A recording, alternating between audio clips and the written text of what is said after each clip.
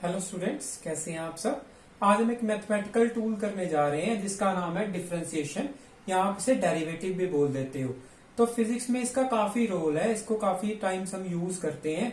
Mathematics में तो आपको समझ आ जाता है कि डिफरेंशिएट दिस फंक्शन, तो आप डिफरेंशिएट कर देते हो इजीली। बट फिजिक्स में क्या होता है, आपको देखना होता है कि किस आर्टिकल में डिफरेंशिएशन की जरूरत है या नहीं है। ये आपको तभी पता चलेगा जब आपको डिफरेंशिएशन की एक्चुअल मीनिंग पता होगा कि डिफरेंशिएशन जब हम करते हैं किसी फंक्शन का, तो जो रिजल्ट है वो हमें क्या देता है डिफरेंशिएशन करके। ठीक है, तो आज हम वही देखने वाले हैं। तो पहले हम इसका ओरिजिन देखेंगे कि डिफरेंशिएशन जो है वो किस चीज से डेवलप हुई है, और फिर हम इसके रूल्स या फॉर्मूलाज देखेंगे। ओके, तो डिफरेंशिएशन जो है वो बेसिकली स्लोप से डेवलप हुई है। ठीक है, तो स्लोप को समझाने के लिए मैं स्पीड की एग्जांपल ले लेता हूं। तो आपको पता है स्पीड का फॉर्मूला क्या है, that is distance covered by time taken. Okay, अभी देखिए, अभी मैं अगर आपको ग्राफ दे दूं, डिस्टेंस टाइम ग्राफ, ठीक है, ये डिस्टेंस एक्सिस है, ये टाइम एक्सिस है, और ये मेरे पास डिस्टेंस टाइम ग्राफ है। ठीक है, तो ये मैं यहाँ पे डिस्टेंस लिख देता हूं। ठीक है, तो ये डिस्टेंस टाइम ग्राफ है। तो अगर मैं बोलूं आपको कि डिस्टेंस टाइम ग्राफ से आपको स्पीड निकालनी है, ठीक है, तो आप कैसे निकालोगे। आप बोलोगे हाँ आसान है, तो डिस्टेंस कवर्ड निकाल लो। दो पॉइंट्स ले लेते हैं रैंडमली, उनमें डिस्टेंस कवर्ड निकाल लेते हैं। ठीक है, और टाइम टेकन निकाल लेते हैं, तो मेरे पास स्पीड आ जाएगी।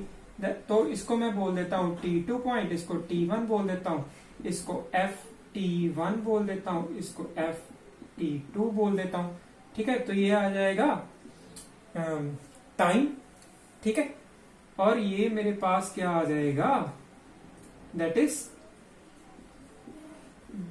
The distance covered. ठीक है, तो मेरे पास स्पीड क्या आती है, distance covered, that is FT2 minus FT1 by time taken, that is T2 minus T1। Okay, तो अभी इसको मैं कैसे लिख सकता हूं, इसको मैं लिख सकता हूं del FT by del T। ठीक है, तो इसको एक और तरीके से लिख सकते हैं जो आगे हमें काम आएगा, इसलिए मैं लिख रहा हूं। ठीक है, तो यहाँ पे क्या है, डेल T क्या है, T2 माइनस T1 को हमने डेल T लिखा है ना, तो T2 क्या आ जाएगा, डेल T प्लस T1। ठीक है, तो T2 को मैं यहाँ पे फिल कर देता हूं, तो मैं इसको ऐसे लिख सकता हूं, T1 del T minus FT1 by del T।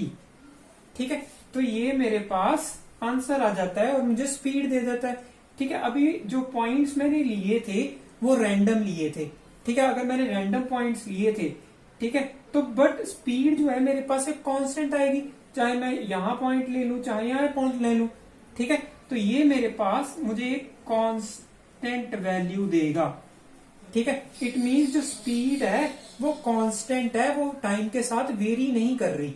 Okay, तो हम इसे बोल देते हैं, इस चीज को हम बोल देते हैं स्लोप। स्लोप क्यों बोल देते हैं, क्योंकि ये देखिए, ये क्या है, परपेंडिकुलर, ये ट्राइंगल है ना, राइट एंगल ट्राइंगल है 90 डिग्री, ये परपेंडिकुलर है, ये बेस है। ठीक है, तो ये परपेंडिकुलर ओवर बेस क्या होता है, tan ऑफ थीटा होता है।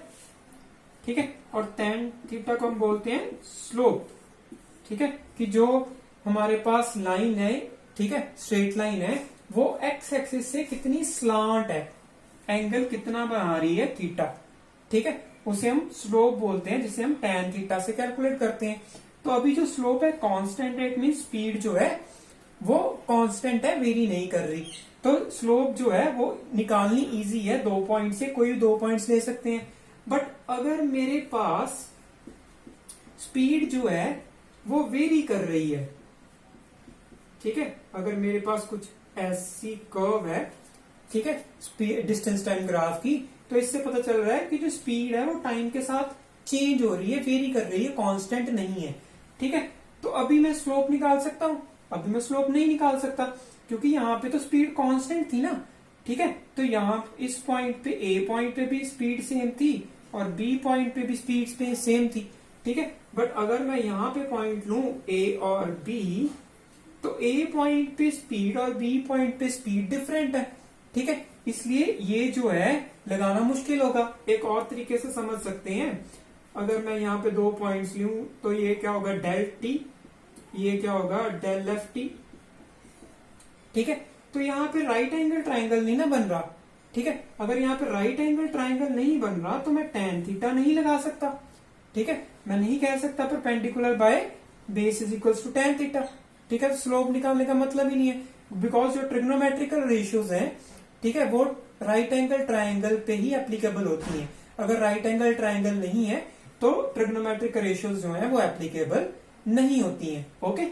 तो हम क्या करते हैं, हमें स्पीड निकालनी है, तो ए पॉइंट पे मैं बोलता हूं स्पीड निकाल लो फिर, ठीक है, क्योंकि स्पीड जो है कांस्टेंट तो नहीं है, तो हम किसी भी रैंडम पॉइंट पे सी पॉइंट पे स्पीड निकाल सकते हैं। क्या हमारे पास कुछ ऐसी रूल्स हैं, क्या स्लोप निकालने का कोई ऐसा तरीका है कि मैं सी पॉइंट पे स्पीड निकाल लूं किसी टी टाइम पे या टी डैश टाइम पे, ठीक है। तो अभी देखिए, अगर मेरे पास ये ग्राफ है, मैंने सी पॉइंट पे स्लोप निकालनी है, तो इसकी जो विड्थ होगी डेल एफ टी वो 0 होगी और डेल टी भी जो है वो भी 0 होगी, ठीक है, क्योंकि पॉइंट पे निकालनी है, 2 पॉइंट नहीं ना है। अगर 2 पॉइंट होते तो डेल टी होता, अगर मैं इसे मर्ज कर दूं तो डेल टी क्या हो जाएगा, 0 नहीं हो जाएगा, ठीक है। तो यहाँ पे वही हुआ है कि डेल टी 0 हो गया, एफ टी भी 0 हो गया, और जब मैं इसे डिवाइड करूंगा तो मेरे पास 0/0 फॉर्म आ जाएगी, और 0/0 फॉर्म जो है हम सॉल्व नहीं कर सकते, हमें नहीं पता इसकी वैल्यू। तो जब हमने लिमिट की थी, जो मैथमेटिकल टूल है हमारे पास, लिमिट जिसे हम बोलते हैं, वहां पे हमने देखा था कि हम ऐसी फॉर्म्स को लिमिट के साथ सॉल्व करते हैं, 0/0, 1/∞, 1/0, ∞/∞, ठीक है। इन फॉर्म्स की हमें वैल्यूज जो है एग्जैक्टली नहीं पता होता, तो लिमिट क्या करती है, प्रिडिक्ट करती है। हम प्रिडिक्ट कैसे करते हैं, यहाँ इस केस में हम 2 पॉइंट्स ले लेते हैं, ठीक है। तो 2 पॉइंट्स ले लेते हैं, 2 पॉइंट से स्लोप निकालते हैं, ठीक है। तो स्लोप इस पॉइंट से निकालते हैं, फिर इन दोनों को थोड़ा करीब लेते हैं, फिर करीब लेते हैं, फिर थोड़ा और करीब लेके आते हैं, ठीक है। ऐसे करते जाते हैं और डाटा कैलकुलेट करते जाते हैं, ठीक है। तो हम देखते हैं जब डेल टी जो है वो 0 को अप्रोच कर रहा है, ठीक है, मींस जो डेल टी है, ये जो विड्थ है दोनों पॉइंट्स की, वो एक पॉइंट में मर्ज हो रही है, तब जो मेरे पास स्लोप है उस पॉइंट की वो कहां जा रही है, ठीक है, वो किस वैल्यू को टेंड कर रही है, ठीक है। तो ऐसे हम लिमिट से क्या करते हैं, स्लोप निकाल लेते हैं एट ए सिंगल पॉइंट, जो हम इस फॉर्मूला से नहीं निकाल सकते, ओके। तो अभी क्या होता है, जब हम लिमिट अप्लाई कर दें, ठीक है, डेल टी अप्रोचेस टू 0, तो मेरे पास क्या आता है, f t by del t, ठीक है। तो ये मेरे पास मुझे डिफ्रेंसिएशन दे देता है, सॉरी, ठीक है। तो ये मुझे डिफ्रेंसिएशन दे देता है, ठीक है। जब मैं लिमिट लगाता हूं तो मेरे पास डिफ्रेंसिएशन आ जाती है, ओके। तो आप बोलोगे लिमिट क्यों नहीं यूज की हमने, डिफरेंशिएशन क्यों इंट्रोड्यूस किया, एक नई टर्म जो है हमने क्यों इंट्रोड्यूस, हमें अप्रोक्सीमेशन ना लगानी पड़े, हमें डाटा को सॉल्व ना करना पड़े, इसलिए हमने डिफरेंशिएशन को इंट्रोड्यूस किया है, ठीक है। तो हम कुछ जनरल फॉर्मूलाज निकाल लेते हैं, ठीक है, जिसकी मदद से हम बहुत आसानी से स्लोप निकाल सकते हैं, ठीक है, जिसे हम डिफरेंशिएशन की फॉर्म में लिखते हैं, ओके। तो लिमिट जो है वो बहुत बड़ा एक फैमिली है, ठीक है। डिफरेंशिएशन उसमें से निकाली गई एक छोटी सी ग्रुप है, ओके।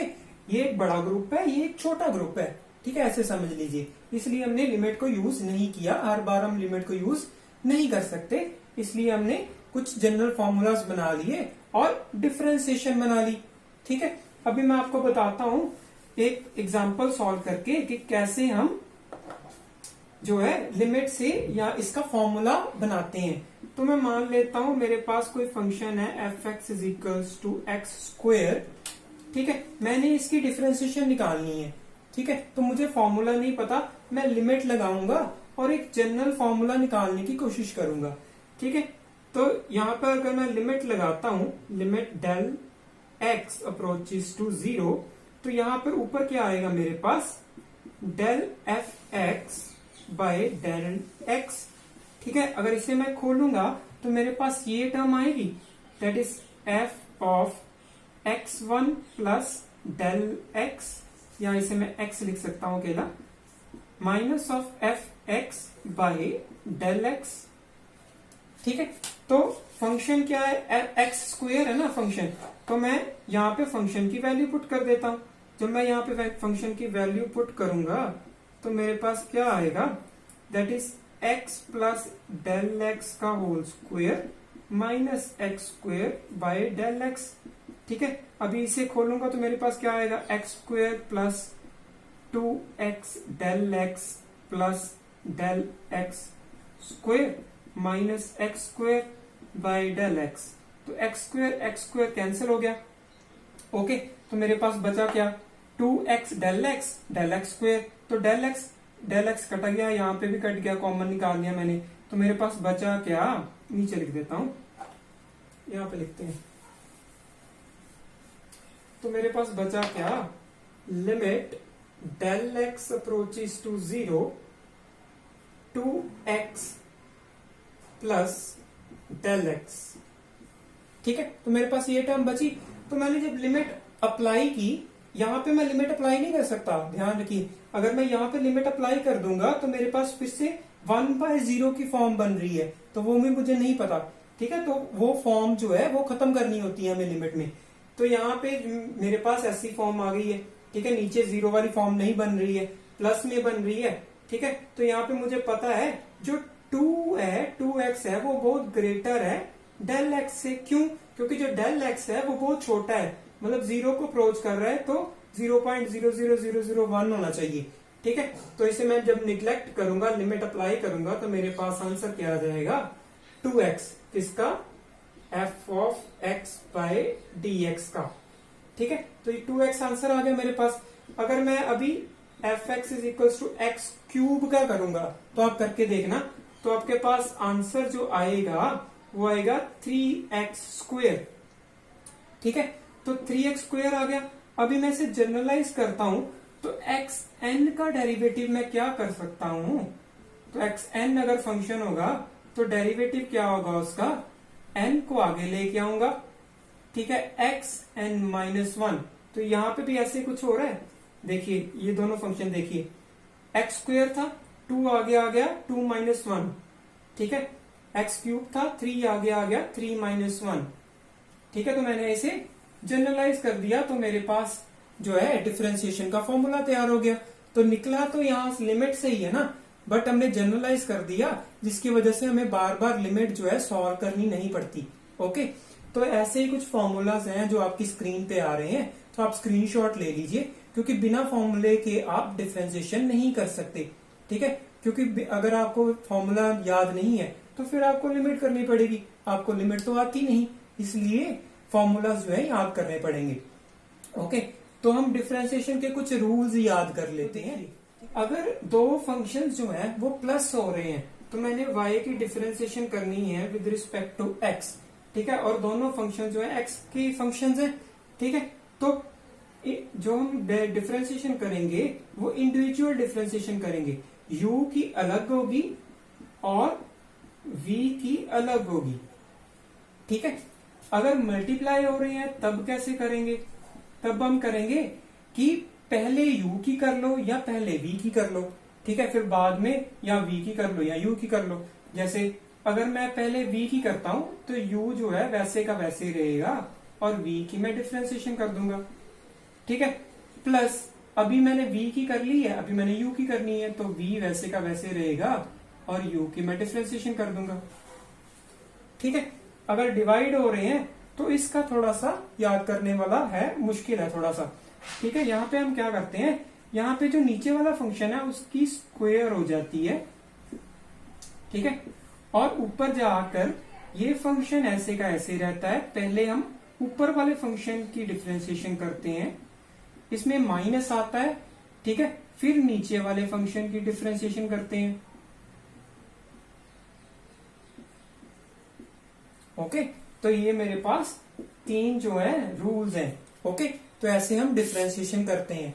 ठीक है, एक और रूल है मेरे पास, अगर मेरे पास y कुछ इस तरह से आ जाए, ठीक है, तो आपने देखा ना एक्स स्क्वायर की डिफरेंशिएशन, इसको ये आगे आ जाता है और ऊपर पावर में से एक माइनस कर देते हैं। ठीक है, यहाँ पे क्या करें, यहाँ पे तो अंदर एक और कांस्टेंट टर्म है। ठीक है, तो कांस्टेंट टर्म है तो कैसे करेंगे, देखिए पहले यही वाला फॉर्मूला अप्लाई होगा। अगर यहाँ पे n है, ठीक है, तो n ax plus B n minus one, ठीक है, यही वाला फॉर्मूला अप्लाई होगा। बट अब अभी क्या होगा, साथ में अंदर वाले की डिफरेंशिएशन अलग करेंगे हम। ठीक है, जिसमें कोई पार नहीं होगी। ओके, सिर्फ अंदर वाले की डिफरेंशिएशन अलग कर देंगे, यहाँ पे पार की डिफरेंशिएशन कर देंगे। ओके, तो ये मेरे पास फॉर्मूलाज हैं कुछ, जो आपको रूल्स और फॉर्मूलाज जो है वो याद करने पड़ेंगे, तभी आप डिफरेंशिएशन कर पाओगे, वरना आप डिफरेंशिएशन नहीं कर पाओगे। ठीक है, तो डिफरेंशिएशन हमें क्या देती है, हमें स्लोप देती है। ठीक है, और स्लोप का मतलब क्या है, चेंज कि ए टाइम एक्सिस, अगर मैं स्पीड की बात करूं तो टाइम के साथ डिस्टेंस जो है वो किस रेट से चेंज हो रहा है वो हमें बताती है स्लोप। ठीक है, और डिफरेंशिएशन जो है वो हम कह देते हैं rate of change of function with respect to a variable. ठीक है, तो डिफरेंशिएशन का मतलब ये है कि इस जो फंक्शन है हमारे पास वो किस रेट से चेंज हो रहा है जब कोई वेरिएबल जो है एक यूनिट डिस्टेंस चेंज होता है। ठीक है, एक यूनिट इंटरवल में चेंज होता है, तो जो मेरे पास फंक्शन है वो किस रेट से चेंज हो रहा है। ठीक है, ये हमें डिफरेंशिएशन बताती है। ठीक है, तो आपने जैसे आपके पास वेलोसिटी दी हुई है, मैं जनरल से एग्जांपल लेता हूं। ठीक है, मेरे पास वेलोसिटी दी हुई है, तो मैं एक्सेलरेशन कैसे निकालूंगा, एक्सेलरेशन आपको पता है, change in velocity by time taken, sorry, ठीक है, एक्सेलरेशन आपको पता है ना, change in velocity by time taken. तो अगर मैं यहाँ पे डिफरेंशिएट कर दूं इसको विद रिस्पेक्ट टू एक्स, तो ये मैं क्या कर रहा हूं, change in y, that is function y है ना, change in velocity with respect to time. Okay, sorry, यहाँ पे टी आना था, यहाँ पे टाइम आना था, मैंने एक्स लिख दिया। तो change in velocity with respect to time, ये डिफरेंशिएशन बताती है मुझे। ओके, और यही एक्सेलरेशन का फॉर्मूला बोल रहा है, change in velocity with respect to time taken. ठीक है, तो ये मुझे क्या देगा, एक्सेलरेशन दे देगा, और मैं इसकी डिफरेंशिएशन कर दूंगा। जैसे इसकी पावर 1 है, ठीक है, तो 1 आगे आ जाएगा, 2 इंटू 1, ऊपर से -1, टी की पावर 0। ठीक है, 3 इंटू 2, टी 2 माइनस 1, तो मेरे पास क्या आ जाएगा, 2 प्लस 6t। ओके, तो ये मेरे पास क्या आ गई, एक्सेलरेशन आ गई। ठीक है, तो जब भी आपको कोई फंक्शन में लगे कि मैंने इसका चेंज देखना है किसी वेरिएबल के साथ, कि कोई वेरिएबल के साथ ये किस तरह से, किस रेट से चेंज हो रहा है, तब आपने डिफरेंशिएशन करनी है। ओके, तो पता चल गया आपको। तो यहाँ पे इतना ही है। तो अगर आपको कोई भी क्वेरी है किसी भी टॉपिक या किसी भी, या इस वीडियो के रिलेटेड है, ठीक है, तो आप कमेंट सेक्शन में मुझे पूछ सकते हैं, और आप कोई भी सजेशन देनी है ताकि ये वीडियो इम्प्रूव हो सके, तो आप वो भी मुझे दे सकते हैं। Thank you.